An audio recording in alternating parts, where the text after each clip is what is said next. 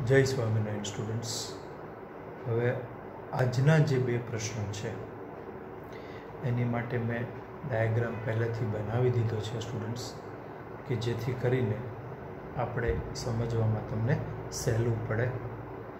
હવે આ બે વિશિષ્ટ પ્રકારના પ્રોબ્લેમ છે, ટ્રાન્સપોર્ટેશન પ્રોબ્લેમ સ્ટુડન્ટ્સ. અને આ ટ્રાન્સપોર્ટેશન પ્રોબ્લેમ છે એનો ઇકોનોમિક્સમાં વધારે પડતો ઉપયોગ છે. અહીંયા સ્ટુડન્ટ્સ આપણે માત્ર ને માત્ર ગણિતની દ્રષ્ટિએ જવાનું છે.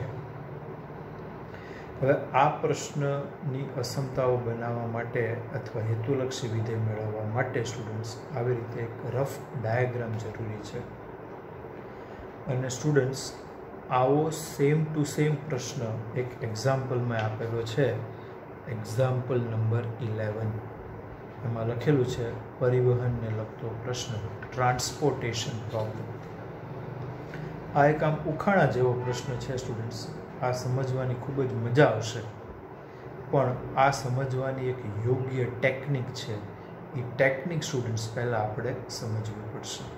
એ ટેકનિક શું છે પ્રશ્ન વાંચતા જઈએ અને પછી આખો પ્રશ્ન છે આ જે આપણે અહીંયા બોર્ડ ઉપર દર્શાવેલો છે સ્ટુડન્ટ્સ, એ પ્રમાણે આપણે સમજતા જઈએ.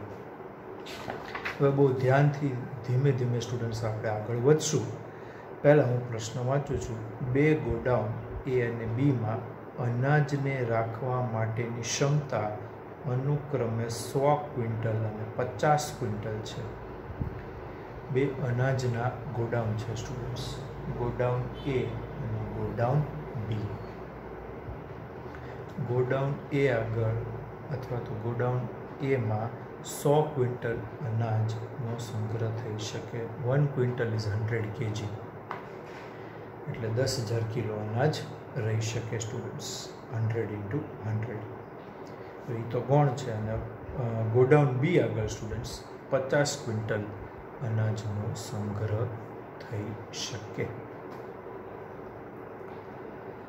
હવે આ અનાજને 3 રેશનની દુકાન ડી, ઈ અને એફમાં પહોંચાડવાનું હોય છે. ગોડાઉનથી જે કાંઈ સ્ટોક હોય સ્ટુડન્ટ્સ એ જરૂર પ્રમાણે શોપ ઉપર પહોંચાડવાનો છે. 3 રેશન શોપ છે સ્ટુડન્ટ્સ, ડી, ઈ અને એફ, જેની જરૂરિયાત અનુક્રમે 60, 50 અને 40 ક્વિન્ટલની છે. અહીંયા લખેલું છે ડીની જરૂરિયાત 60 ક્વિન્ટલ, આની 15, આની 40, ત્રણેયનો સરવાળો કરીએ તો 60 + 50 + 40 that is equal to 150 quintal. It means કે demand is equal to supply, balance થાય છે. જેટલો સ્ટોક છે એટલી જ ડિમાન્ડ છે અને સપ્લાય એટલે કે ડિમાન્ડ સપ્લાયનું ઇક્વિલિબ્રિયમ બેલેન્સ થાય. પણ એ આપણે અહીંયા કોઈ એની વિશેષ ચર્ચા કરવાની જરૂર નથી. પણ આ ઇકોનોમિક્સનો રૂલ છે, ડિમાન્ડ સપ્લાય ઇક્વિલિબ્રિયમ, એટલું આપણે યાદ રાખવાનું છે. ગોડાઉનથી રેશનની દુકાન સુધીનો ક્વિન્ટલ દીઠ પરિવહન ખર્ચ આગળના કોષ્ટકમાં આપેલો છે. સ્ટુડન્ટ્સ આપણને પરિવહન ખર્ચ કોષ્ટકમાં આપેલો છે, જેમાં અહીંયા લખેલો છે એ થી ડી માટે પર ક્વિન્ટલ 6 રૂપીસ, એ થી ઈ માટે પર ક્વિન્ટલ ₹3 અને એ થી એફ માટે પર ક્વિન્ટલ ₹2.5. એવી રીતે બી થી ડી માટે પર ક્વિન્ટલ 4 રૂપીસ, બી થી ઈ માટે 2 રૂપીસ અને બી થી એફ માટે 3 રૂપીસ. હવે પ્રશ્ન શું કહે છે તો કે પરિવહન ખર્ચ ન્યૂનતમ થાય તે માટે અનાજને કેવી રીતે પહોંચાડવું જોઈએ અને ન્યૂનતમ પરિવહન ખર્ચ સ્ટુડન્ટ્સ કેટલો થાય. હવે પ્રશ્નનું ગાણિતિક પરિરૂપ મેળવવા માટે ક્યારેય 2 થી વધારે નિર્ણય ચલ રાશિઓ આપણે અગાઉના પ્રશ્નોમાં લીધેલી નથી.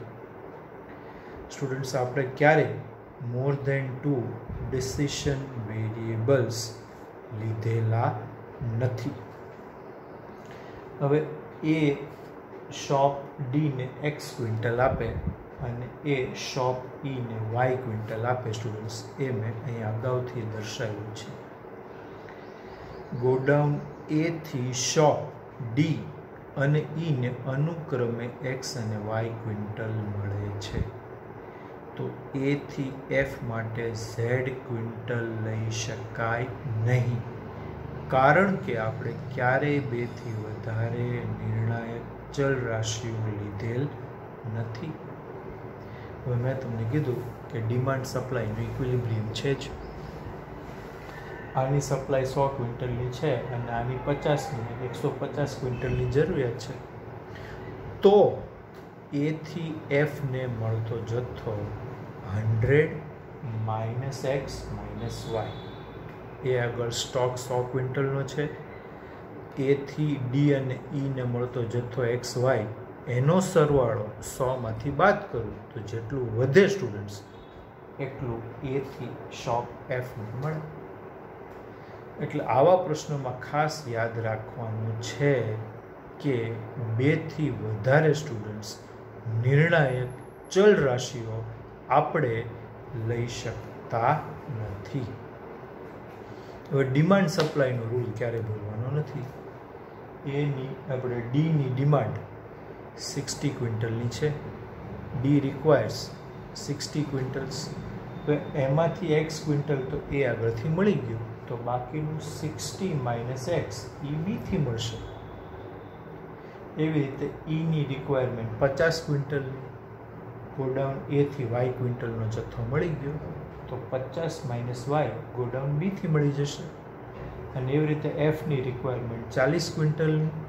ગોડાઉન એ થી મળતો જથ્થો 100 - x - y. 40 - 100 - x - y કરું તો 40 - 100 એટલે -60 અને xy પ્લસ થઈ જાય. તો બી થી એફ ને મળતો જથ્થો x + y - 60 ક્વિન્ટલ્સ. સાવ સહેલું છે સ્ટુડન્ટ્સ, પણ ક્યારે ભૂલવાનું નથી કે નિર્ણાયક ચલ રાશિઓ સ્ટુડન્ટ્સ 2 થી વધારે લેવાની નથી. હવે પહેલાં મેં ઝેડની ગણતરી દર્શાવી દીધી સ્ટુડન્ટ્સ. અહીંયા મર્યાદાઓ તો પછી બનાવી સાવ સહેલી છે. પહેલાં મારે આ આકૃતિ રાખવી પડે એટલે મેં ઝેડની ગણતરી દર્શાવી છે. હવે મિનિમમ કોસ્ટ ફંક્શન, ધંધામાં પરિવહન ખર્ચ તો ન્યૂનતમ જ બનાવવાનો હોય. હવે એ થી ડી ને મળતો જથ્થો એક્સ ક્વિન્ટલ. હવે 1 ક્વિન્ટલનો પરિવહન ખર્ચ 6 રૂપિયા, તો એક્સ ક્વિન્ટલનો 6x, એટલે મેં પહેલું પદ લખ્યું 6x. એ થી ઈ ને મળતો જથ્થો વાય ક્વિન્ટલ્સ અને પરિવહન ખર્ચ પર ક્વિન્ટલ 3 રૂપીસ, તો ટોટલ ખર્ચ 3y. એવી રીતે પર ક્વિન્ટલ ઇન્ટુ જથ્થો બંનેનો ગુણાકાર કરી બધાનો સરવાળો કરું તો મારું હેતુલક્ષી વિધેય ઝેડ આવી જાય છે, જે કોસ્ટ ફંક્શન છે, જે મેં અહીંયા દર્શાવ્યું છે. અને છેલ્લે આ બધાનો સરવાળો બાદ બાકી કરતાં જે ઝેડનું મૂલ્ય મળે છે એ 2.5x + 1.5y + 410. તો આ જે કોસ્ટ ફંક્શન છે સ્ટુડન્ટ્સ, એને આપણે મિનિમમ બનાવવાનું છે. તો સ્ટુડન્ટ્સ હવે તમને આ સમજાઈ ગયું હશે. આટલું મોટું વિધેય છે તો હું અહીંયા રબ કર્યા વગર લખી ન શકું, એટલે હવે આ હેતુલક્ષી વિધેય અત્યારે હાલ તુરંત હું ભૂસી નાખું છું, પછી પાછી જરૂર પડે ત્યાં લખશું. હવે સ્ટુડન્ટ્સ મર્યાદાઓ, પ્રશ્નનું ગાણિતિક પરિરૂપ.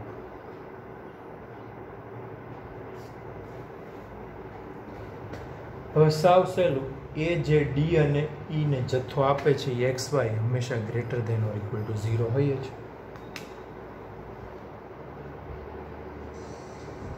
ટૂંકમાં જે કાંઈ સ્ટોક જે છે, જેની સપ્લાય થાય છે, એનું મૂલ્ય ક્યારે સ્ટુડન્ટ્સ ઋણ ન હોય. એવી રીતે 100 - x - y greater than or equal to 0, એટલે 100 greater than or equal to x + y અથવા x + y less than or equal to 100.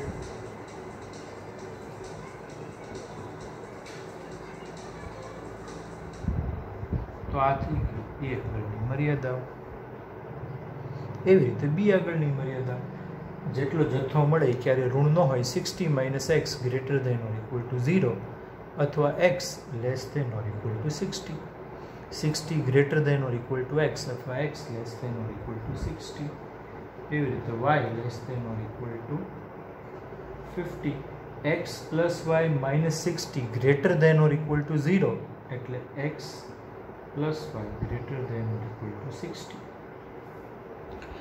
આ બે મર્યાદા ક્લબ કરું, એક્સ વાય ધન છે અને એક્સનું મૂલ્ય 60 થી ઓછું, તો અહીંયા 0 less than or equal to x less than or equal to 60, 0 less than or equal to y less than or equal to 50. તો આને સર્કલ કરીને આ આપણી પહેલી મર્યાદા L1, આ આપણી બીજી મર્યાદા L2, આ આપણી ત્રીજી મર્યાદા L3 અને આ સ્ટુડન્ટ્સ આપણી ચોથી મર્યાદા L4. તો આ થઈ ગયું આખા પ્રશ્નનું ગાણિતિક સ્વરૂપ. Maximise Z is equal two અગાઉ જે મેળવ્યું હતું એ શું છે? 2.5x પ્લસ 1.5y વત્તા 410 subject to 0 less than or equal to x less than or equal to 60, 0 less than or equal to y less than or equal to 50, x plus y less than or equal to 100 અને x plus y greater than or equal to 60. હવે students આલેખની મદદથી આપણે આ પ્રશ્ન solve કરવાનો છે. તો અહીંયા મારી પાસે મર્યાદિત જગ્યા હોવાથી મર્યાદાઓ લખતો નથી, પણ હવે તમે સમજી ગયા છો. ચાલો હવે આનો આપણે આલેખ દોરીએ સ્ટુડન્ટ્સ.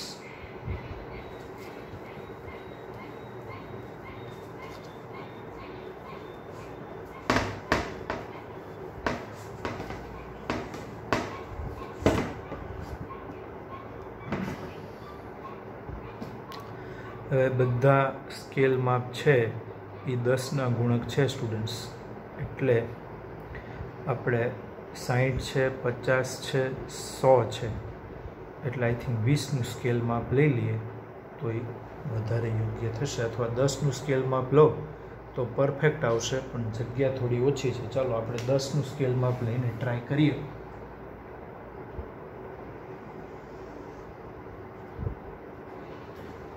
સ્ટુડન્ટ્સ અહીંયા થોડું દોરવું મારા માટે મુશ્કેલ છે, પણ હું બને એટલું પરફેક્ટ દોરવાની ટ્રાય કરું છું.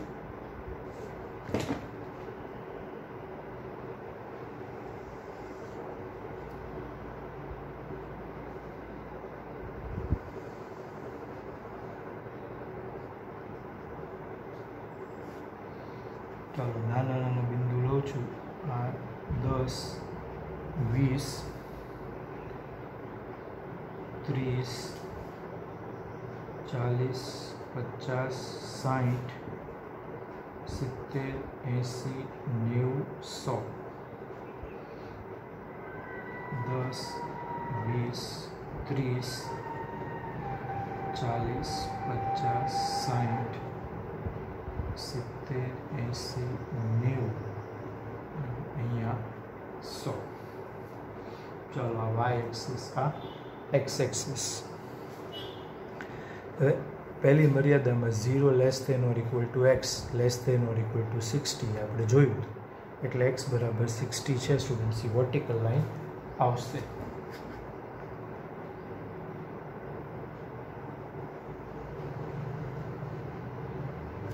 આ મર્યાદા L1 અગાઉની લખી છે, તમે જોજો. પછી 50 વાય માટે, આ આપણી સ્ટુડન્ટ્સ રેખા L2.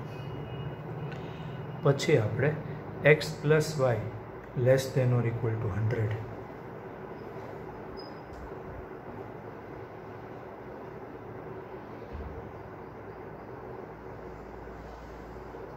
સ્ટુડન્ટ્સ થોડું મને માફ કરજો, મારાથી રેખા દોરવામાં ભૂલ થઈ જાય તો. પછી 60, 60.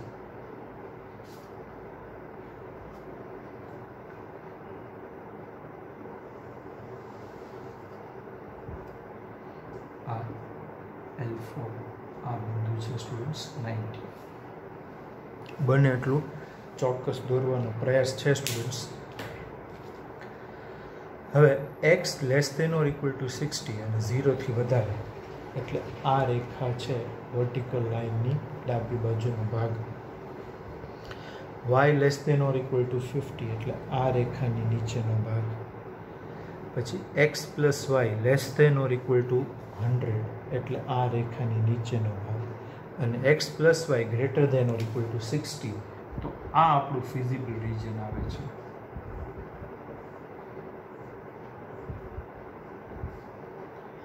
શક્ય ઉકેલનો પ્રદેશ.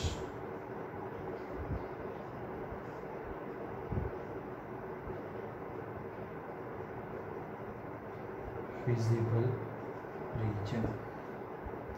આના વર્ટાઇસીસ, ચાલો આને કહીએ એ, આ બી, પછી આ સી અને આ ડી. 4 વર્ટાઇસીસ મળશે સ્ટુડન્ટ્સ આપણને. હવે એના યામ, ચાલો એના યામ જોઈએ તો એ 10,50 છે. પછી બીના યામ સ્ટુડન્ટ 60,0. પછી સીના યામ છે સ્ટુડન્ટ્સ આ x60 તો છે જ, y40, અને ડીના યામ સ્ટુડન્ટ્સ છે x અને y50 ઈચ.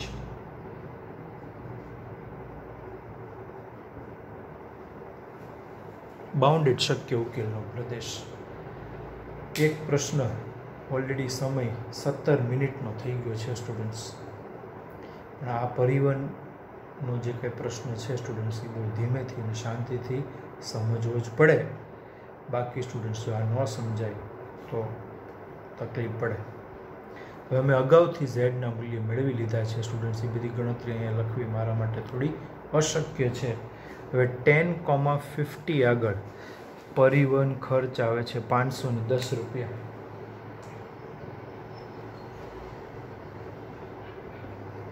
પછી 60,0 આગળ આવે છે 560 રૂપિયા.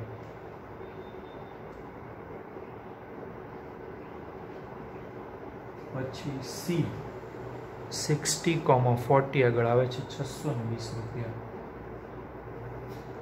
અને ડી 50,50 આગળ આવે છે 610 રૂપિયા.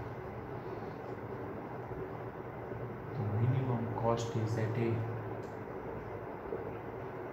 10,50.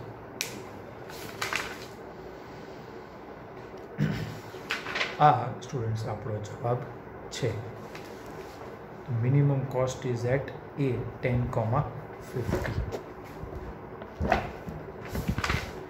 પ્રશ્ન થોડો લાંબો છે સ્ટુડન્ટ્સ, એટલે એનો મતલબ એમ થાય કે એક્સ ગોડાઉન એથી રેશન શોપ ડીને 10 ક્વિન્ટલ મળવું જોઈએ અને રેશન શોપ ઈને 50 ક્વિન્ટલ મળવું જોઈએ. અને 100 માઇનસ આ 60 એટલે કે જે 40 વધે એ શોપ એફને મળે. એક્ઝેક્ટલી સ્ટુડન્ટ્સ આવો સેમ પ્રશ્ન નંબર 7 છે સ્ટુડન્ટ્સ. તો આખો પ્રશ્ન છે એ આપણે ફ્રી બોડી ડાયાગ્રામથી પહેલાં સમજી લઈએ અને પછી આપણે એનું ગાણિતિક સ્વરૂપ કે ઝેડનું જે કાંઈ સાદું રૂપ છે એ આપીએ સ્ટુડન્ટ્સ. ચાલો હવે આમાં આપણે એક્ઝેક્ટલી આ સેમ પ્રશ્ન છે અને આજના આ લેક્ચરમાં મારો હેતુ માત્ર ને માત્ર આ બંને પ્રશ્ન 6 અને 7 કરાવવાનું છે સ્ટુડન્ટ્સ. વિશેષ પછી જે કંઈ બાકી રહે એ આપણે આવતા લેક્ચરમાં જ લઈશું. અહીંયા એવું કીધું છે કે એક ક્રૂડ તેલની કંપની પાસે 2 ડેપો એ અને બી. આગળના પ્રશ્નમાં સ્ટુડન્ટ્સ ગોડાઉન હતા, અહીંયા ડેપો.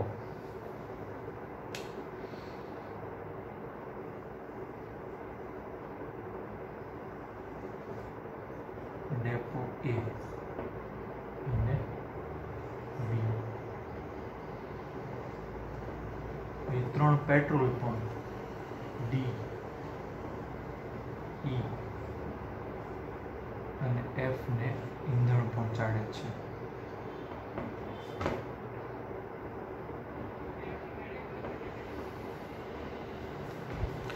પછી સ્ટુડન્ટ્સ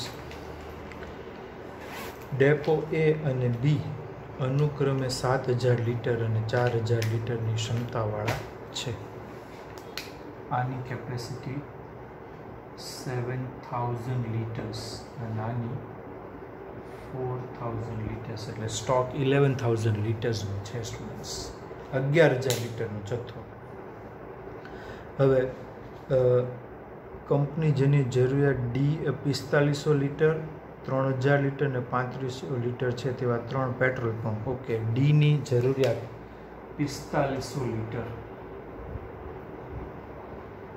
ઈની જરૂરિયાત સ્ટુડન્ટ્સ 3000 લીટર્સ અને એફની જરૂરિયાત 3500 લીટરની છે. આનો સરવાળો કરો તો 45 ને 3 75 અને 75 એટલે કે 75 અને 35 કરીએ તો આપણને 11 મળી જાય છે. ડિમાન્ડ સપ્લાયનું ઇક્વિલિબ્રિયમ બેલેન્સ થવું જોઈએ સ્ટુડન્ટ્સ. આવા પ્રશ્નમાં જો ડિમાન્ડ અને સપ્લાય બેલેન્સ ન થાય તો આ પ્રશ્ન ગણી શકાય નહીં. એ અને બી ડેપો આગળ સ્ટોક 11000 લીટરનો છે અને 11000 લીટર ઈંધણ છે. એ 3 પેટ્રોલ પંપ DEFને સ્ટુડન્ટ્સ બાય ડિફોલ્ટ પહોંચાડવાનું છે. હવે ડેપો અને પેટ્રોલ પંપ વચ્ચેના અંતરો કિલોમીટરમાં નીચે પ્રમાણે આપેલા છે. ઓકે, એ થી ડીનું અંતર પહેલાં આપણે ચાલો ડાયાગ્રામ કમ્પ્લીટ કરું છું. એક સ્ટેપ આગળ વધતા જઈએ. એ પેટ્રોલ પંપ ડીને x લીટર આપે અને ઈને y લીટર આપે. ઓલામાં ક્વિન્ટલ્સ લખ્યું હતું સ્ટુડન્ટ્સ, આમાં લીટર્સ લખ્યું છે. સૌથી અગત્યનો મુદ્દો સ્ટુડન્ટ્સ ડિમાન્ડ સપ્લાય ઇક્વિલિબ્રિયમ. એટલે એ થી એફને મળતો જથ્થો થશે 7000 -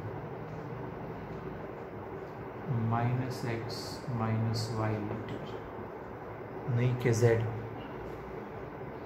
હવે ડીની જરૂરિયાત 4500 લીટરમાંથી x લીટર ડેપો એથી મળી જાય તો બાકીનું 4500 - x લીટર ડેપો બીથી મળે. ઈની કુલ જરૂરિયાત 3000 y લીટર છે એથી મળી જાય તો બાકીનું કેટલું? 3000 - y લીટર ડેપો બીથી મળે. એફની રિક્વાયરમેન્ટ 3500, એમાંથી આટલું ડેપો એથી મળી ગયું છે.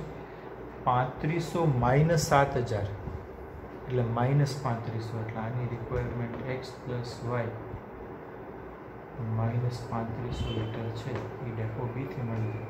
આનો સરવાળો કરો તો 3500 લીટર આવી જાય. હવે સ્ટુડન્ટ્સ એ થી ડીનું અંતર 7 કિલોમીટર છે. અહીંયા લખું છું 7 કિલોમીટર. એ થી ઈનું અંતર 6 કિલોમીટર અને એ થી એફનું અંતર 3 કિલોમીટર. બી થી ડીનું અંતર 3 કિલોમીટર.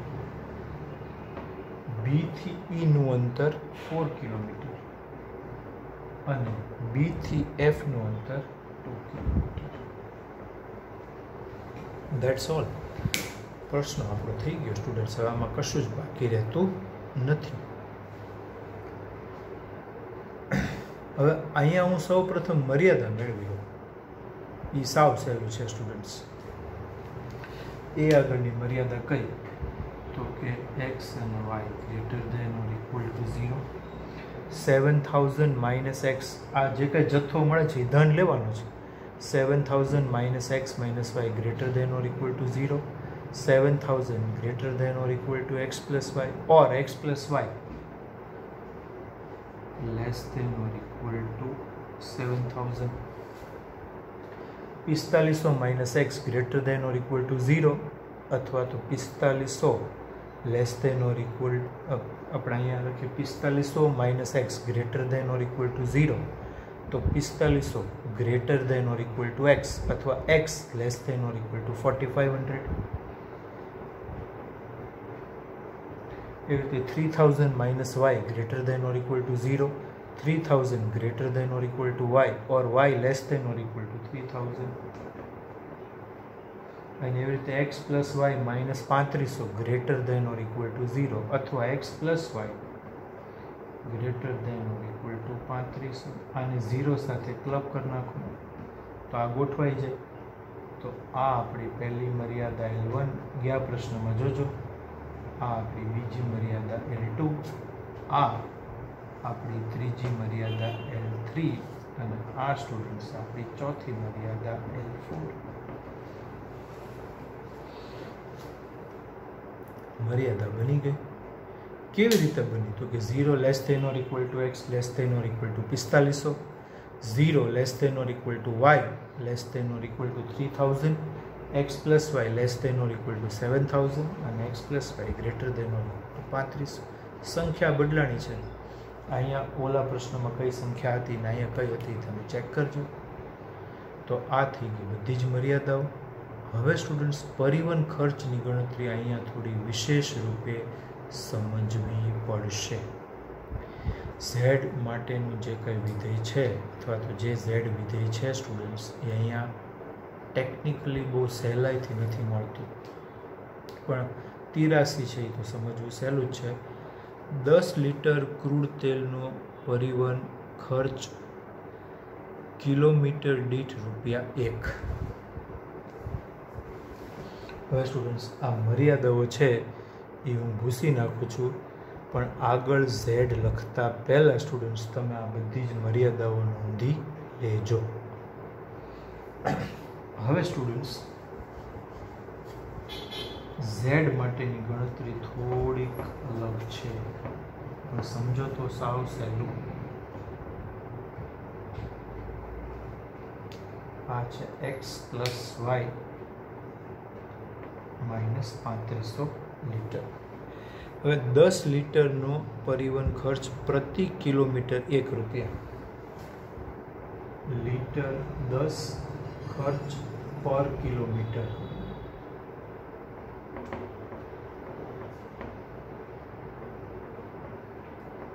₹1. તો આપણે શું સમજવાનું છે? 10 લીટર ક્રૂડ તેલનો ટ્રાન્સપોર્ટેશન કોસ્ટ પર કિલોમીટર ₹1. તો એક્સ લીટરનો કેટલો? તો આન્સર ઇઝ x/10. પણ સ્ટુડન્ટ્સ આ ખર્ચ છે એ પર કિલોમીટર. હવે પર કિલોમીટરનો ખર્ચ x/10 હોય સ્ટુડન્ટ્સ તો 7 કિલોમીટરનો કેટલા? 7x/10. સમજ્યા? 10 લીટરનો ટ્રાન્સપોર્ટેશન કોસ્ટ પર કિલોમીટર ₹1.